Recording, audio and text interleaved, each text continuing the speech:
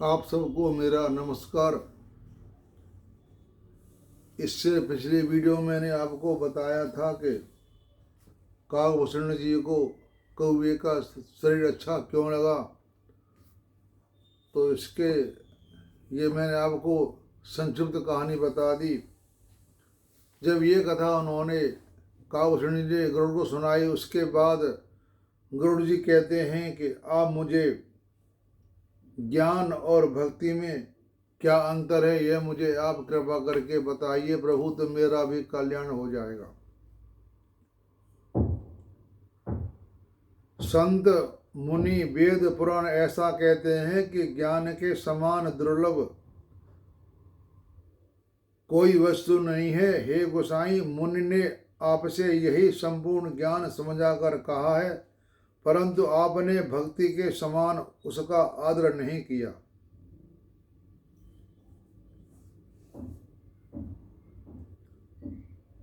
यानी मुनि ने आपसे वही संपूर्ण ज्ञान समझाकर कहा था, परंतु आपने भक्ति के समान उसका आदर नहीं किया।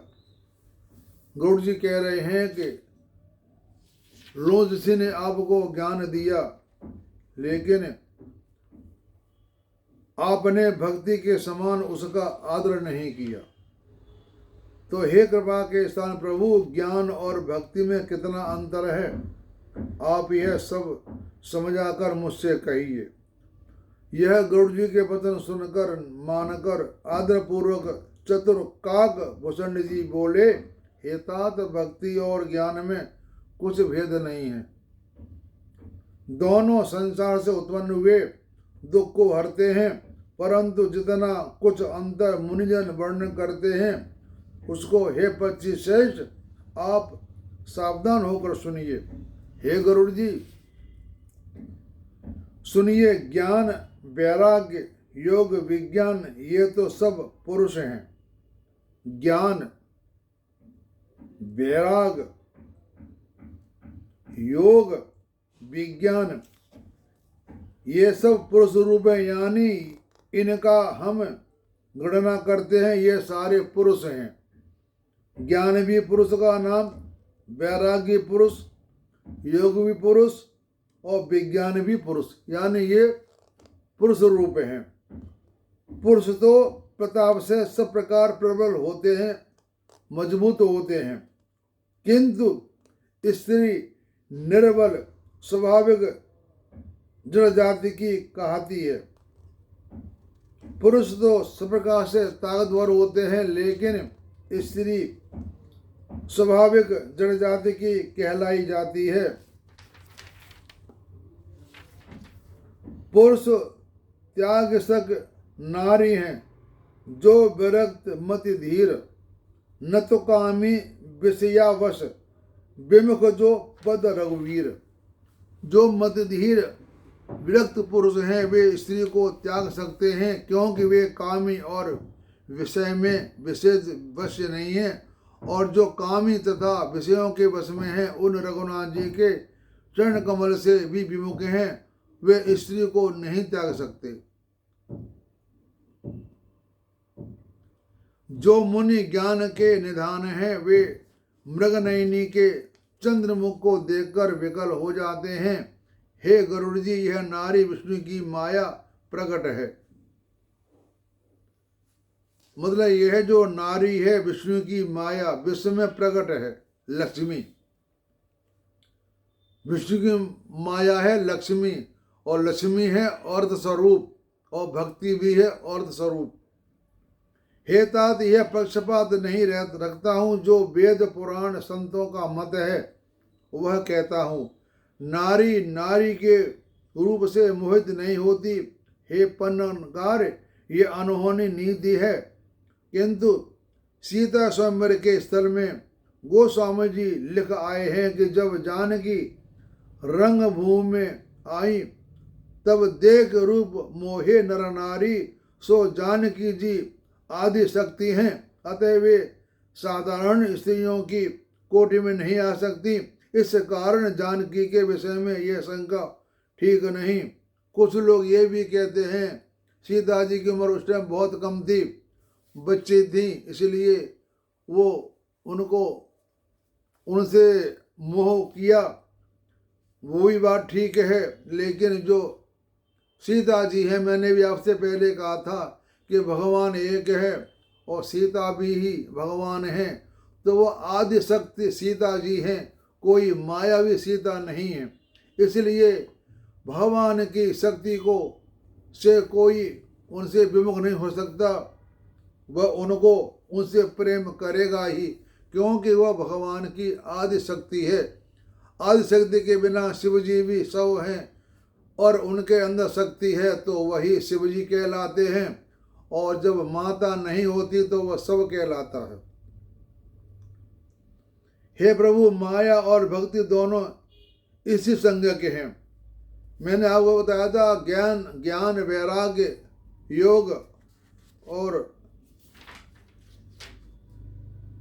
विज्ञान ये पुरुष रूप हैं और माया और भक्ति ये स्त्री रूप है, पर स्त्री संज्ञा के हैं। हमने ऐसा मान रखा है, ऐसा है कुछ नहीं से। हम जब तक किसी बात को नहीं मानेंगे तो हम आगे बात को बढ़ा नहीं पाएंगे।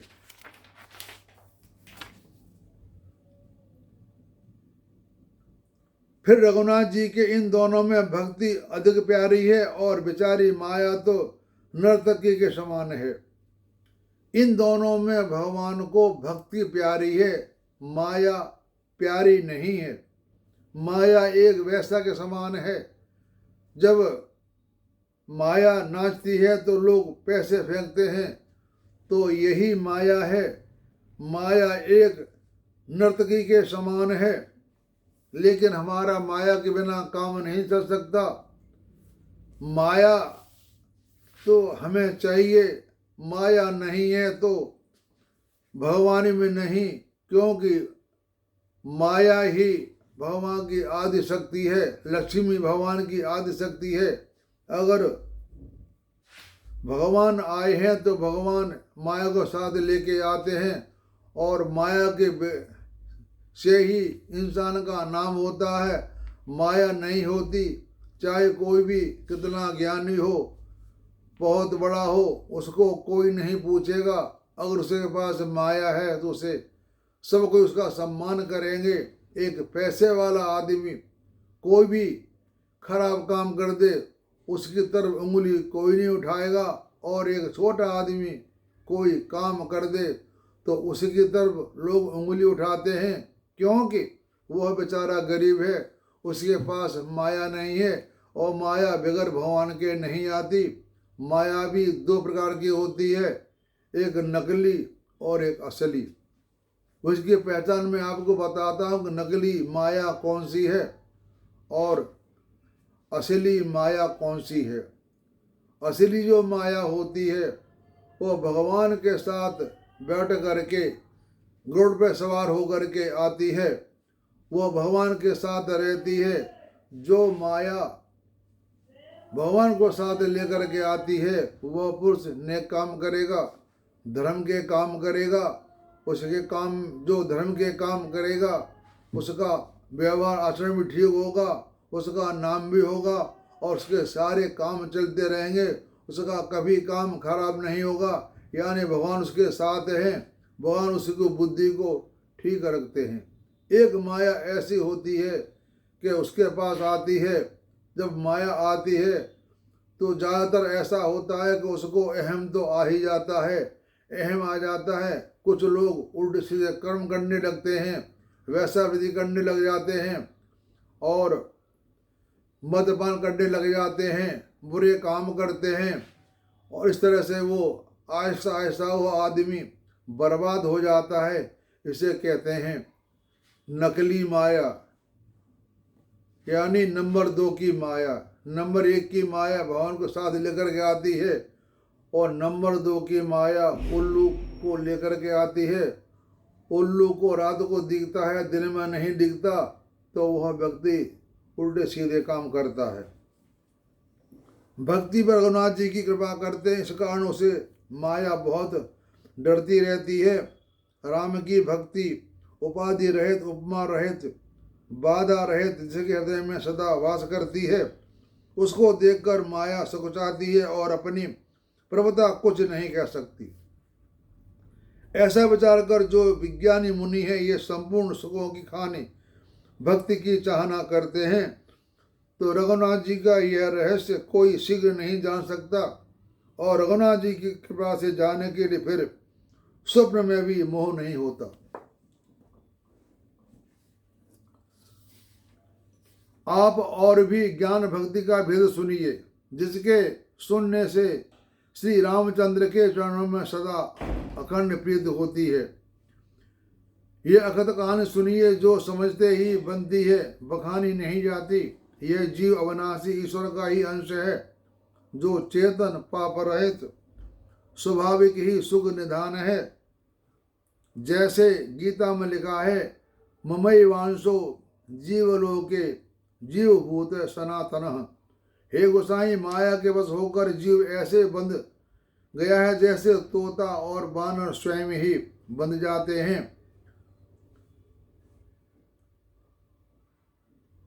तभी से यह जीव संसारी हो गया, न ग्रंथि छूटती है यानी गांठ, और न सुखी होता है। यद्यपि वेद पुराणों ने बहुत उपाय कहे, परंतु छूटती नहीं, बल्कि अधिक अधिक उलझती जाती है और अपनी करने से अधिक लिपट जाता है।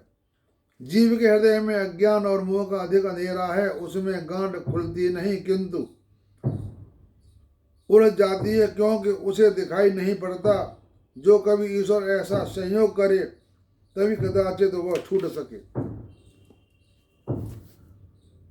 छूटने का उपाय, जो नारायण की कृपा से सत्गुणी श्रद्धा हृदय में सुंदर गौ बन के वास करती और जप तप व्रत संयम नियम जो अनेकों प्रकार के हैं और जितने वेद ने शुभ धर्म और आचार वर्णन किए हैं, वे ही शुभ कर्म आदि रूप हरी घास हैं, और सत्य शौच दान दया यही चार थन हैं, और परम धर्म रूपी दूध को दोहकर अकाम रूपी अग्नि द्वारा सावधानी से औटावे, संतोष और क्षमा रूपी पवन से उसको ठंडा करे और धैर्य का जामन देकर उसे जमाए, इस प्रकार से आचरण करे।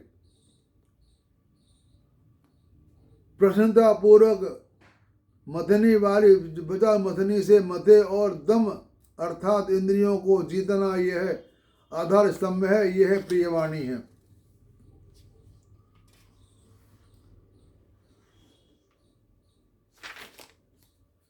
उस समय अविद्या का अपार और प्रबल परिवार मोह आदि अंधकार यह सब नष्ट हो जाता है। तब वही बुद्ध उजियाला पाकर हृदय रूपी घर में बैठ उस गांठ को खोलने से लगती है।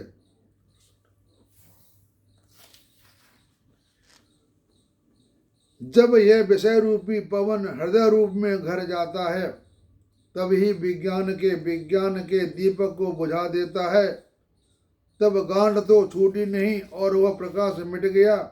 विषय रूपी वायु के लगने से बुद्धि विकल हो गई। तब फिर जीव जन्म मरण के अनेक कलेशों को पाता है। गरुड़ जी, परमात्मा की माया बहुत कठिन है, तरी नहीं जाती। ज्ञान कहने में कठिन है, समझने में कठिन है, साधना में भी कठिन है। जो गुणाक्षरण्य अर्थात जैसे गुण से अकस्मात अक्षर बन जाता है, वैसे इन तीनों विघ्नों से निकल जाए, फिर आग भी अनेक प्रत्येक अर्थात विघ्न खड़े हो जाते हैं। ज्ञान का मार्ग तलवार की धार के समान है। हे गरुड़ जी, ऐसे पंथ में गिरते देर नहीं होती। जो कोई निर्विघ्न उस मार्ग से पार हो जाए तब केवल अर्थात मुक्ति को प्राप्त हो जाता है। इसी को परम पद कहते हैं। केवल परम पद अर्थात मुक्ति का मार्ग अति दुर्लभ है, ऐसा संत पुराण वेद शास्त्र कहते हैं। राम का भजन करते हैं गोसाई, वह भक्ति बिना इच्छा किए ही बरजोरी चली जाती है। उसके बाद जैसे पृथ्वी के आधार बिना जल नहीं रह सकता, चाहे कोई करोड़ भांति से उपाय करे। इसी प्रकार से सुनो गरुड़ जी, मुक्ति का सुख हरि की भक्ति को छोड़कर कहीं रह नहीं सकता, अर्थात जो भक्तिमान है वे ही मुक्ति का सुख अनुभव करते हैं। ऐसा विचार कर जो नारायण के चतुर भक्त हैं वे ही मुक्ति को छोड़कर भक्ति करने में तत्पर रहते हैं। भक्ति करते ही बिना यत्न और श्रम के जन्म मरण की मूल अविद्या का नाश हो जाता है। जैसे भोजन तृप्ति के लिए किया जाता है वैसे पेट की अग्नि उसको पचा देती है, उसी प्रकार राम के भजन तो जो कर्म करते हैं भक्ति उनको पचा देती है। यानी भक्ति में हम कोई इंसान गलत काम कर जाते हैं तो उसको पाप नहीं लगता, क्योंकि वो सीधे स्वभाव से भगवान का पूजा करता है, कोई ध्यान करता है, कोई समाधि लगाता है। और ज्ञान एक ऐसी ज्ञान है उसमें कहीं थोड़ा सी गलती कर दी उसका सारा कराए पे पानी फिर जाता है, उसका जो भी ज्ञान प्राप्त किया वो सारा एक क्षण में नष्ट हो जाता है। और जो भक्ति करता है उससे कोई गलत काम बन जाए तो उसकी भक्ति जहाँ पर थी वहीं रहती है, उसकी भक्ति समाप्त नहीं होती।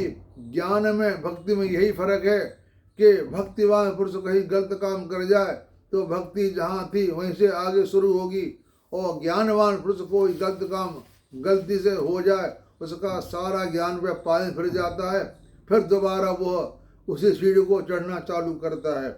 यह फर्क है भक्ति में और ज्ञान में। जो जड़ को चैतन्य और चैतन्य उजड़ कर सकता है ऐसा सामर्थ्य रघुनाथ जी में है। जड़ का मतलब है जो एक जड़ है उसमें कुछ भी नहीं है, उसमें जीव डाल सकता है और उसको मार भी सकता है और जिंदा भी कर सकता है। यह शक्ति सिर्फ रघुनाथ जी में है। जो उनका भजन करते हैं वे जीव धन्य हैं। देखो आप जो चैतन्य थे सो जड़ हो गए और मैं जड़ था सो भक्ति गुण से मुझको चैतन्य कर दिया। यह गौड़ जी कह रहे हैं काभूषण जी से कि आप धन्य हैं, आप चैतन्य थे सो जड़ हो गए और मैं जड़ था सो भक्ति गुण से मुझको चैतन्य कर दिया। मैं भक्ति के जब मैंने बखान सुना तो मेरा सारा भ्रम दूर हो गया। यह ज्ञान का सिद्धांत समझकर कह दिया। अब भक्ति रूपी मणि की बड़ाई सुनिए। यह राम भक्ति रूपी मणि जो सुंदर चिंता मणि है गरुड़ जिसके हृदय अंतर में वास करती है, जिसके पास यह मणि होती है उसका अविद्या रूपी कठिन अंधकार मिट जाता है और उसके निकले पतंगे नहीं आ सकते अथवा उसके निकट पतंगे आते हुए भी डरते हैं। जिसके हृदय में भक्ति रूपी मणि वास करती है उसके निकट दुष्ट काम क्रोध आदि के नहीं जा सकते। जिस भक्ति मणि के प्रभाव से विष अमृत होता है, शत्रु मित्र बन जाते हैं, उस मणि के बिना सुख कोई नहीं पाता। काभूषण जी अपने में दृष्टांत देते हैं कि लोमस का साप रूप विष अमृत हो गया और साप देने वाले मुनि ने शत्रु से मित्र बन उपदेश किया। जिसके हृदय में यह मणि होती है उसको बड़े बड़े जो मन के रोग हैं वे नहीं व्यापते, जिनके वशीभूत होकर सब जगत के जीव दुखी हो रहे हैं। जिसके हृदय में राम भक्त रूप से माया मणि वास करती है उसके स्वप्न में भी लेस मात्र दुख नहीं होता, क्योंकि काभूषण ने पहले से भक्ति विराजमान थी। इसलिए लोमस ने साप दिया, उससे उनको कोई अंतर नहीं पड़ा, बल्कि उल्टा उन्होंने ही उनको बाद में वरदान दिया भक्ति का कि तुम हमेशा भक्ति में लीन रहोगे और तुम्हारा कल्याण हो। वेद पुराण सब पवित्र पर्वत हैं। इन पर्वतों में राम कथा रूपी अनेक सुंदर खानी हैं। हे गरुड़, इसके भेद जानने वाले सज्जन सुंदर बुद्ध रूपी कुदारी ले और ज्ञान वैराग के नेत्रों से देखकर भाव सहित जो खोदे जो मणि प्रेम से उन खानों में राम की भक्ति रूपी मणि को खोदते हैं, वे सब सुखों की खान भक्ति रूपी मणि को पाते हैं। हे प्रभु, मेरे मन में ऐसा विश्वास है कि राम से राम का दास अधिक है। इसमें यह दृष्टांत है कि समुद्र से जल कहीं नहीं पहुंचता, बादल उसी से जल लेकर सब स्थान में बरसाते हैं। जैसे चंदन की वृक्ष की सुगंध उसी में रहती है और पवन उसको लेकर चारों ओर के वृक्षों को सुगंध से चंदन कर देता है। राम तो सागर हैं, सज्जन धीर पुरुष बादल हैं, जो सागर से जल ले जा चारों ओर बरसा देते हैं। प्रभु चंदन के वृक्ष हैं, संत पवन हैं, यानी हमारे जो संत हैं वो पवन का काम करते हैं। वे भगवान की माया को चारों तरफ फैलाते हैं। संतों को द्वारा ही मनुष्य का कल्याण होता है। तो संत हैं वही भगवान हैं। संत एक पवन रूप हैं। यही भगवान के भक्ति का गुणगान करके हमारे प्रजा में फैलाते हैं। ऐसा विचार जो सत्संग करते हैं गरुड़ जी, उनकी राम की भक्ति रसतला से प्राप्त हो जाती है। अर्थात वेद रूपी जो क्षीर समुद्र है उसको संत रूपी देवताओं ने ज्ञान रूपी मंदराचल से मध्य के कथा रूपी अमृत को निकाल लिया, जिसमें भक्ति रूपी मिठाई भरी है। तो मैंने आपको खगेश इस विचार कर देखो कि जिन्होंने वैराग रूपी ढाल ज्ञान रूपी तलवार से मद लोभ मोह रूपी शत्रुओं को मारकर हरि भक्ति रूपी जय को प्राप्त किया, वे ही श्री राम के भक्त हैं। जय श्री राम।